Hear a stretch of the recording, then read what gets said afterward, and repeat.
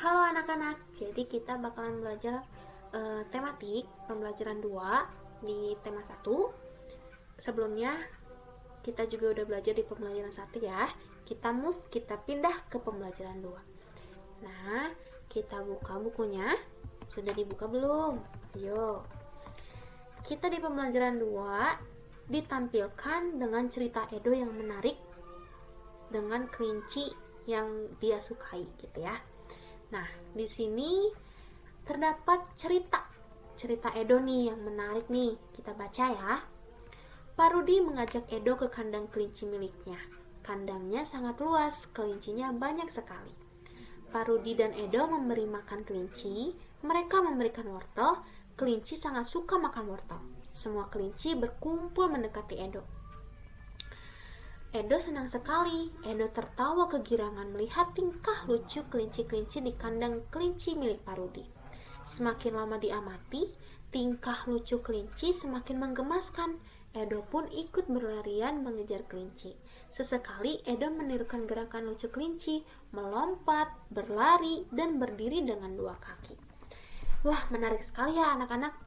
Ceritanya Edo ini dengan kelinci yang baru ia temui di kandang kelinci Pak Rudi.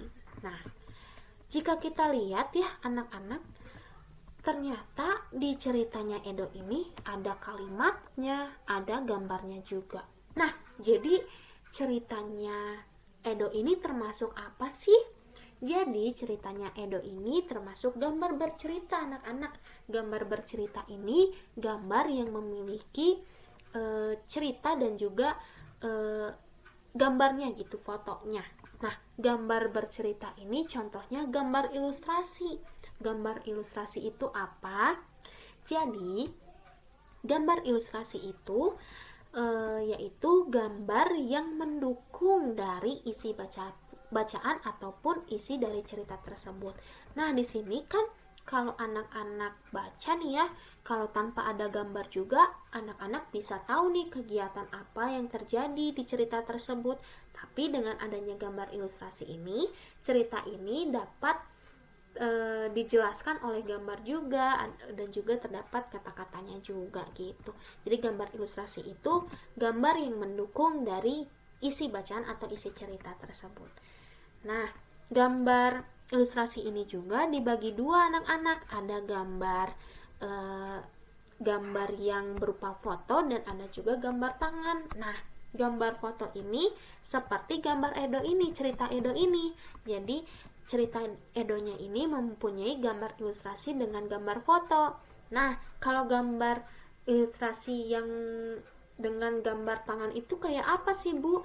Jadi, gambar ilustrasi, gambar tangan itu seperti komik, seperti itu. Jadi, komik ini anak-anak harus menggambar dulu kan karakternya, lalu anak-anak juga bisa mewarnai karakter tersebut. Jadi itu yang dimaksud gambar ilustrasi, gambar tangan seperti itu.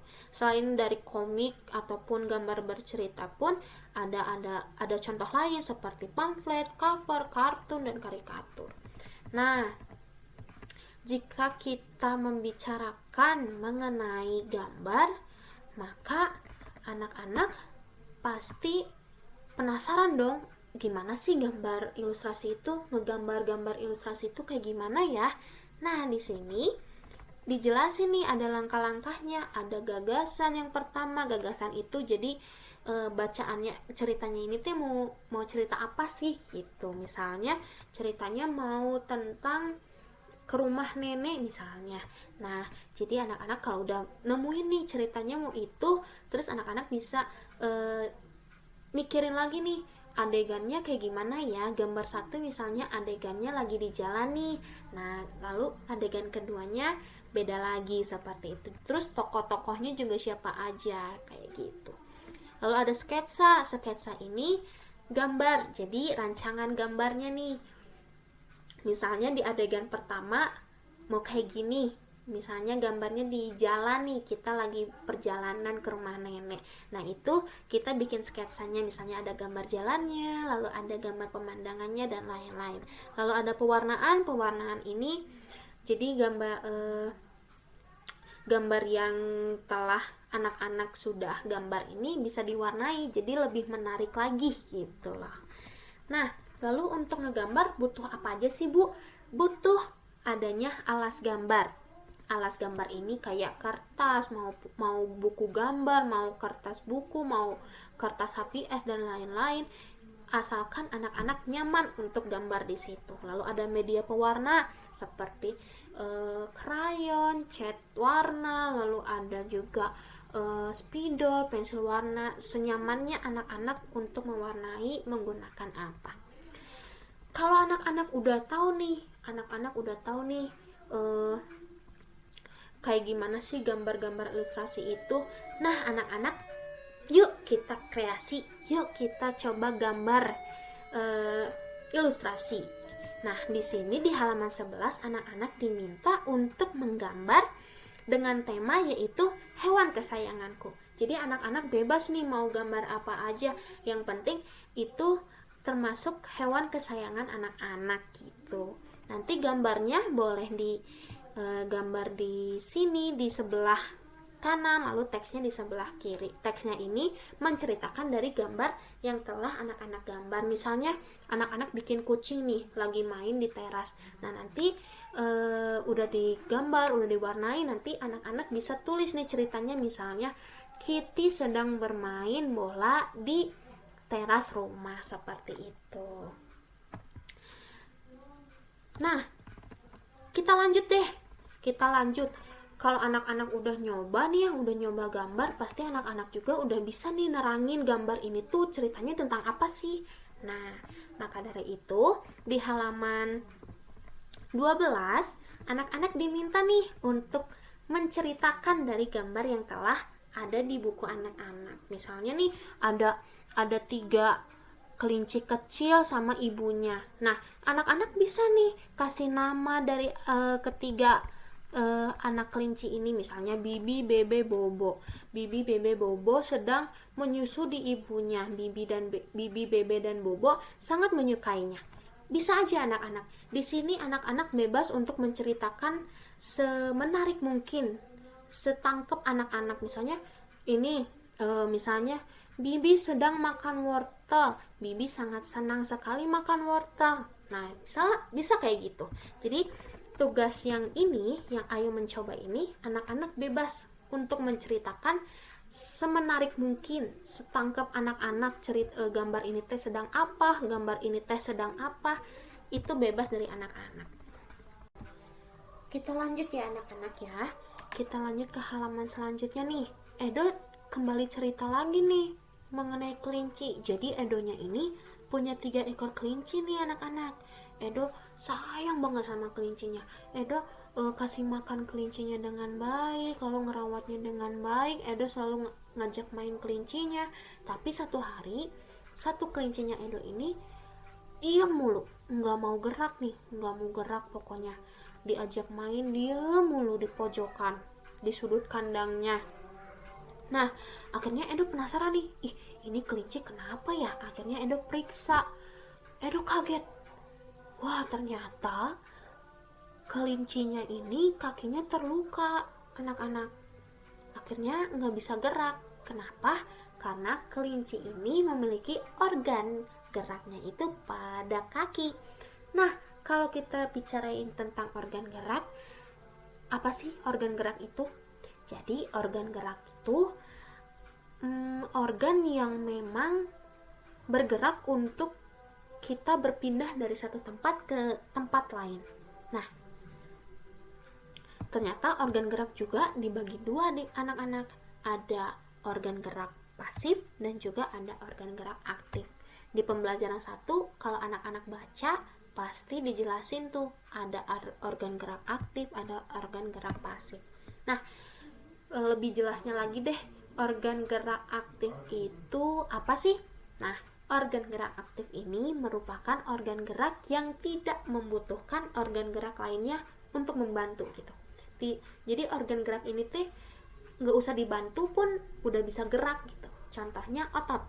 Nah, kalau organ gerak yang pasif ini butuh bantuan anak-anak, butuh bantuan untuk bergerak, yaitu seperti tulang.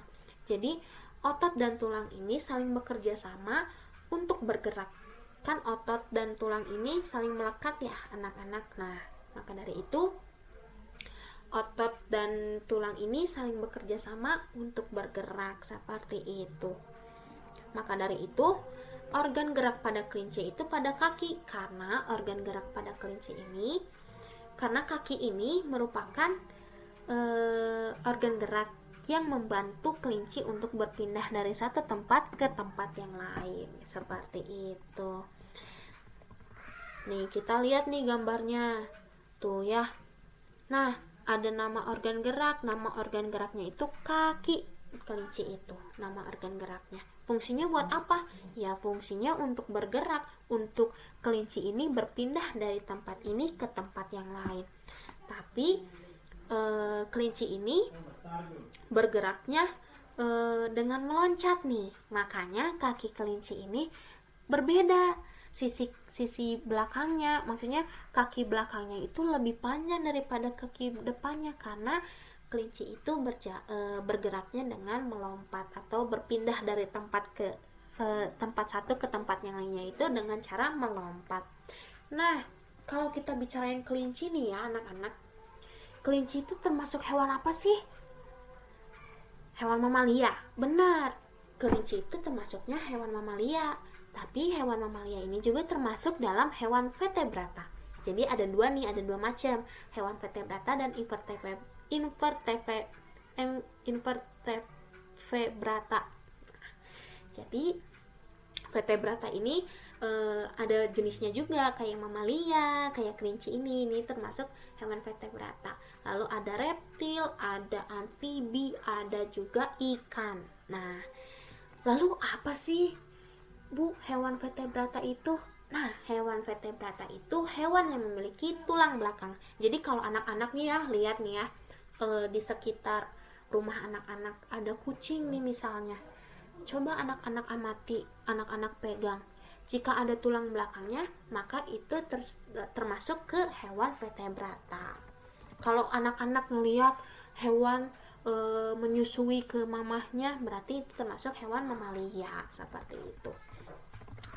Nah, jika anak-anak udah tahu nih organ gerak pada hewan tuh ternyata kayak gini. Misalnya hewan gerak kelinci itu, organ gerak pada kelinci itu kaki, karena kaki ini membantu atau bergerak untuk kelinci berpindah dari satu tempat ke tempat yang lain.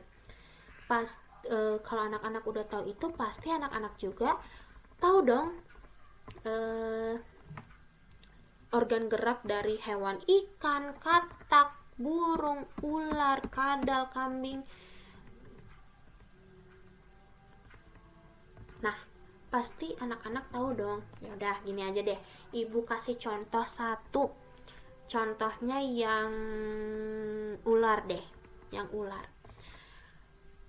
Ular kan gak punya kaki, Bu. Terus geraknya pakai apa? Nah, ular ini unik, anak-anak. Ular ini termasuk reptil. Jadi, nama organ geraknya yaitu dengan kerangka tubuhnya. Jadi, dengan tubuhnya ular itu bergerak. Fungsinya buat apa?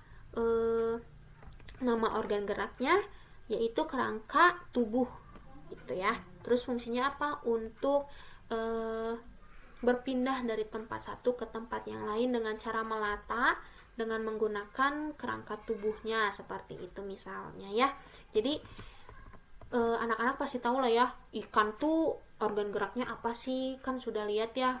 Apalagi yang udah punya cupang mah pasti tahu atuh ya, nama organ gerak dari ikan tuh apa, fungsinya apa. Terus katak juga, anak-anak juga pasti suka lihat katak kan ya.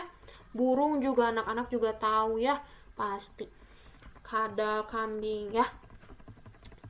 Jadi anak-anak pasti bisa lah jawab yang kayak gini ya. Oke, kita lanjut. Kita lanjut nih ya. Kan anak-anak udah tahu nih hewan vertebrata tuh apa aja. Yang termasuk hewan vertebrata tuh apa aja, kayak mamalia, ikan, terus amfibi, reptil. Pokoknya udah kan tadi udah dijelasin. Nah, di sini anak-anak disuruh nih untuk milih satu aja. hewan vertebrata yang nanti anak-anak gambar sketsanya, lalu anak-anak bisa gunting, lalu anak-anak bisa merangkainya menjadi satu karya gitu ya. Nah, di sini anak-anak membutuhkan kertas karton maupun kardus tebal, lalu gunting, pensil, penghapus, penggaris. Nah, di sini juga udah terdapat contohnya juga anak-anak bisa mengkreasikannya atau bisa menggambarkan sketsanya gitu ya, polanya di kertas, lalu anak-anak bisa gunting nih si pola-polanya nih, dan akhirnya bisa disatuin gitu jadi kerangkanya, maksudnya bisa dijadiin kreasi gitu kan. Makanya ada garis-garisnya nih, garis-garisnya itu tuh nanti anak-anak gunting, nanti anak-anak bisa merangkainya gitu. Lalu kita lanjut ke halaman 16, ayo membaca. Nih tuh ada gerak ikan dalam air, kan tadi sebelumnya udah dikasih tugas ya, yang nama organ gerak pada ikan tuh apa. Nah, di sini nih jawabannya ada nih, gerak ikan dalam air. Anak-anak bisa baca, anak-anak juga pasti tahu nih hewan ikan ini termasuk hewan apa, hewan vertebrata. Nah, anak-anak bisa baca ya. Kita lanjut ke halaman 17. Kita ditampilkan kembali, kita ditugaskan kembali untuk menentukan ide pokok dan kalimat pengembang dari suatu bacaan. Nah, pasti sebelumnya juga anak-anak di pembelajaran 1 sudah ditugaskan untuk menentukan ide pokok dan kalimat pengembang kan? Jadi anak-anak pasti sudah tahu kan ya, ide pokok itu apa, kalimat pengembang itu apa, pasti kan? Tapi di sini ibu mau jelasin lagi apa itu ide pokok dan kalimat pengembang. Ide pokok ini sebelumnya gini aja deh, di dalam satu bacaan itu terdapat paragraf, kalimat utama, ide pokok, dan kalimat pengembang. Nah, paragraf itu contohnya seperti yang ini ya. Nah, ini termasuk satu paragraf atau paragraf. Untuk kalimat utama ini yaitu kalimat yang berisikan pokok pikiran nih anak-anak. Nah, biasanya kalimat utama ini terdapat pada awal paragraf ataupun di tengah ataupun di akhir paragraf. Nah, jika anak-anak sudah menentukan atau sudah menemukan kalimat utama dari paragraf, dari satu paragraf, anak-anak pun akan mudah untuk menemukan ide pokoknya. Ide pokok itu terdapat pada kalimat utama, yang dimana ide pokok itu merupakan gagasan utama dalam paragraf. Nah, di sini anak-anak ditugaskan lagi nih untuk menentukan ide pokok dan juga kalimat pengembang. Oh ya, sebelumnya kalimat pengembang itu apa? Kalimat yang mendukung dari atau yang menjelaskan dari ide pokok tersebut gitu ya. Jadi ide pokoknya ini, kalimat pengembang tuh kayak kalimat yang menjelaskan dari ide pokok itu gitu. Nah, misal di sini ada 3 ya, ya benar. Di sini di satu bacaan ini ada 3 paragraf dan anak-anak harus menentukan ide pokok dan juga kalimat pengembangnya seperti apa. Ibu kasih contoh deh ya, satu aja. Di paragraf kedua, ini ibu udah bilang kalau udah nemu kalimat utama, kita juga pasti mudah untuk menemukan ide pokok. Ide pokok itu lebih diperinci lagi, lebih dipersingkat lagi dari kalimat utama.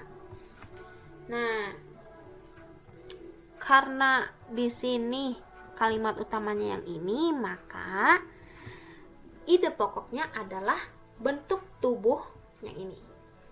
Ide pokoknya adalah yang ini. Bentuk tubuh yang paling banyak dimiliki oleh hewan air adalah bentuk rudal. Kenapa itu disebut ide pokok? Karena itu merupakan gagasan ataupun bahasan kalimat yang perlu dibahas lebih lanjut ataupun perlu adanya kalimat pengembang. Jadi untuk menentukan ide pokok ini, anak-anak harus tahu, oh ternyata kalimat ini butuh adanya kalimat pengembang nih, berarti itu merupakan ide pokok. Seperti itu anak-anak. Udah ngerti ya? Jadi nentuin ide pokok itu nggak sulit. Ide pokok itu kalau asalkan kita udah tahu kalimat utamanya di mana, kita juga pasti udah nemuin ide pokoknya itu di mana. Nah, kita lanjut ya ke halaman 18. Nah, di sini anak-anak ditugaskan kembali ataupun nggak nugas sih, maksudnya anak-anak berkreasi lagi deh. Kan sebelumnya berkreasinya dengan ini ya, bercerita apa sih, dengan menggambar ya kan. Sekarang anak-anak berkreasi lagi deh dengan menuliskan karangan singkat aja. Di sini juga udah dikasih tahu nih, paragraf pertamanya ide pokoknya ini, paragraf keduanya ide pokoknya ini, paragraf ketiga, paragraf keempat. Jadi anak-anak bisa lebih mudah lagi untuk membuat karangan singkatnya. Tadi kan sudah dijelaskan ya, ide pokok itu apa, kalimat pengembang itu apa. Dan juga dalam karangan singkat ini seperti bacaan pada umumnya, terdapat paragraf, kalimat utama, dan juga kalimat pengembang. Kalimat utama itu bisa berisikan ide pokoknya gitu ya. Anak-anak pasti bisa lah ya. Oke. Lalu di sini juga ada dua. Yang pertama tadi untuk membuat karangan singkat. Lalu keduanya ada perbedaan organ gerak pada hewan vertebrata merupakan karunia dan bentuk keadilan Tuhan. Nah, oke, jadi gini, anak-anak disuruh ngamatin hewan nih di sekitar rumah anak-anak. Mudah banget gak sih? Mudah ya. Jadi nanti anak-anak lihat nih, kan tadi udah dijelasin ya, hewan vertebrata itu apa aja? Mamalia, amfibi, reptil, lalu ada ikan juga. Nah, anak-anak bisa nih ngamati nih. Misalnya anak-anak amatin hewan kucing misalnya. Ya, anak-anak amati nih organ geraknya ada di mana ya. Terus geraknya kayak gimana aja ya. Nah, anak-anak tulis ya di buku anak-anak gitu ya. Oke, udah gitu aja. Jadi pembelajaran hari ini anak-anak ditugaskan untuk menggambar ilustrasi, lalu menuliskan nama organ gerak, lalu lalu berkreasi kembali untuk membuat karangan, lalu mengamati hewan sekitar untuk dicatat geraknya apa aja. Nah, itu anak-anak kerjakan di buku. Oke. Nah, sudah itu Ibu juga akan memberikan sedikit penjelasan ataupun rangkuman di akhir video nanti. Anak-anak boleh catat ya. Anak-anak boleh catat di buku catatan ataupun di buku yang anak-anak biasanya tulis di mana. Nah, anak-anak boleh tulis di situ sehingga anak-anak tahu nih rangkuman pada pembelajaran kedua ini apa. Oke? Selamat mengerjakan tugasnya. Sampai jumpa.